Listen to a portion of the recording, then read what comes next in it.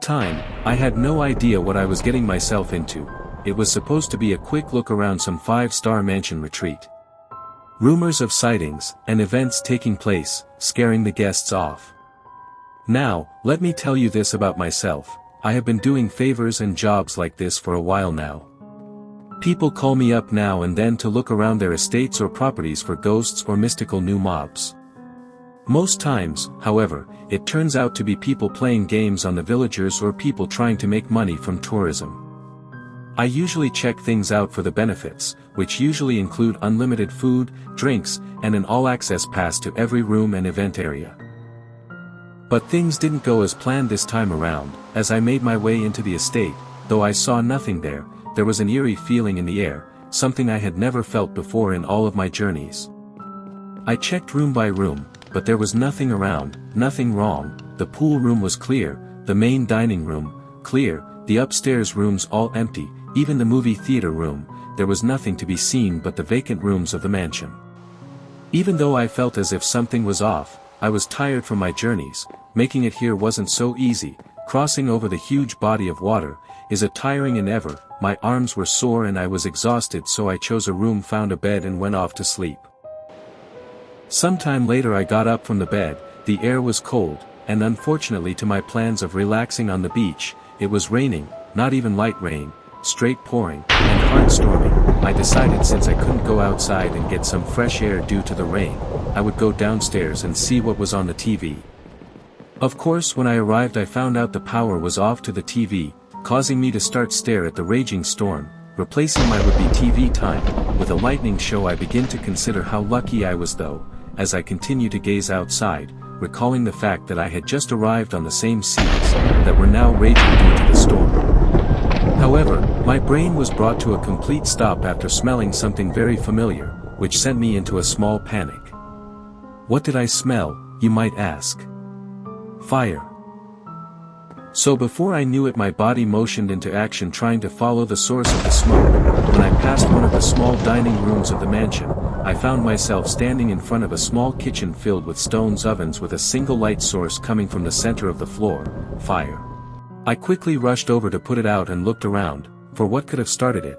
I started to think, to ease my mind, maybe a lightning bolt, simply trying to make sense of the situation. Anywho, the smell was now gone or dissipating, so I made my way back to the TV room. Not really sure why, probably to contemplate more about missing my time on the beach. As I stood there again looking out the window, you wouldn't believe it, I smelled it again, but me being me, I convinced myself that maybe it was the remnant of the first smoke, but unfortunately I was unable to hold this thought, as the smoke rolled into the TV room, to the point where it demanded my attention.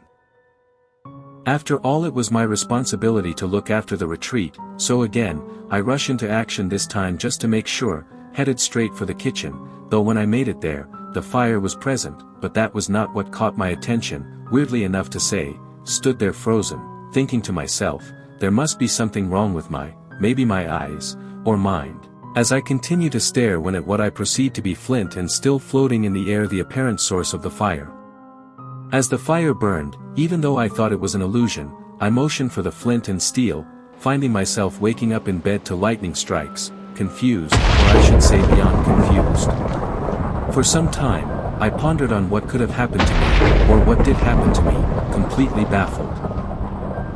I decided the best way to figure out would be to go back to the kitchen, getting up out of bed, and going down the stairs. Yet it's when I went down the stairs, I was startled, and made aware of a scenery change, as the rooms I had cleared upon arrival had all been filled with animals, such as pigs, chickens, and even frogs, which threw me for an even bigger loop than the situation that I was already in.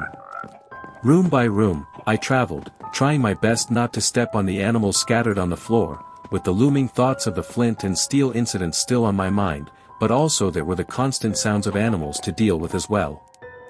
I decided to make my way up to the outside balcony to get some fresh air, and with everything going on, wrote up an instant report describing all things that happened to me and also the mansion.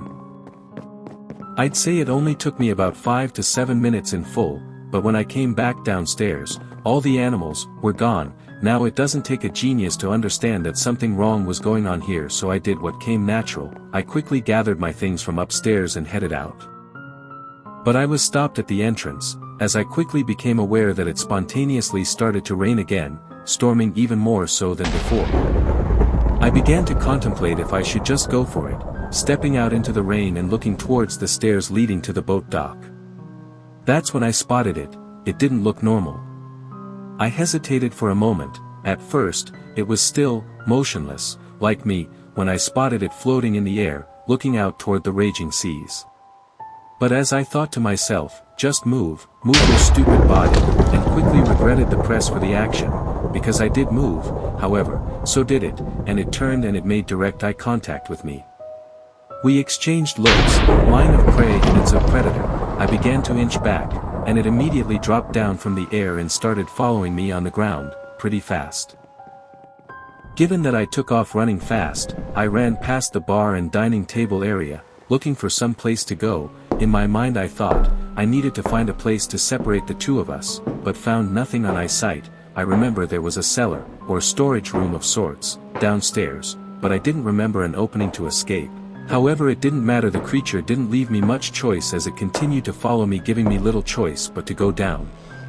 The first thing I noticed, which stopped me even though I was being pursued, was the appearance of a portal that wasn't there before. Trust me, I know, I checked. Another moment of hesitation occurred as I heard its footsteps coming up from behind. I made a quick and very, very, unfortunate decision. My face motioned right, but I saw nowhere to hide, just a small netherite farm.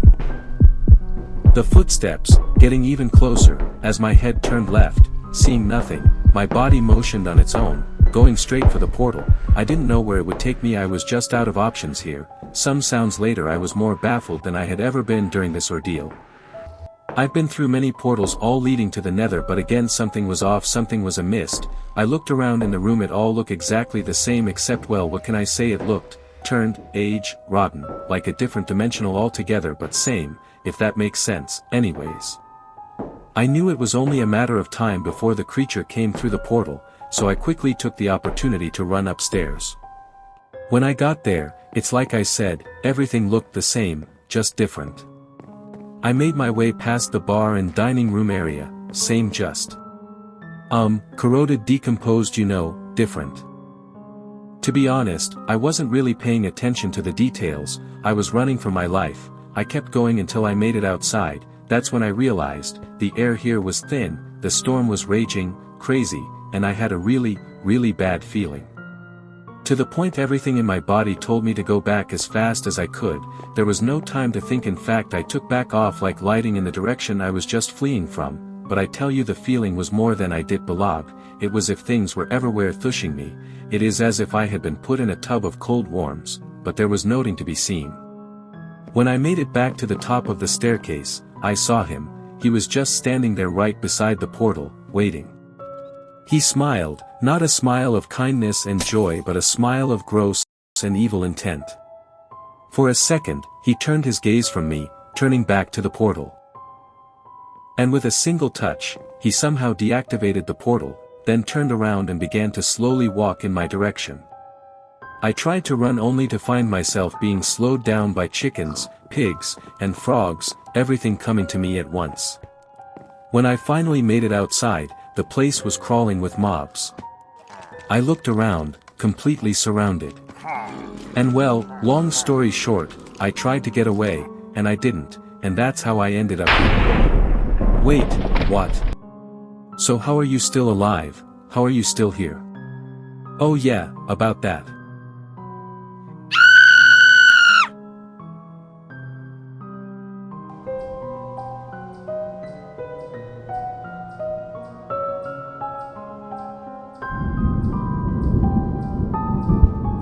Ha ha ha!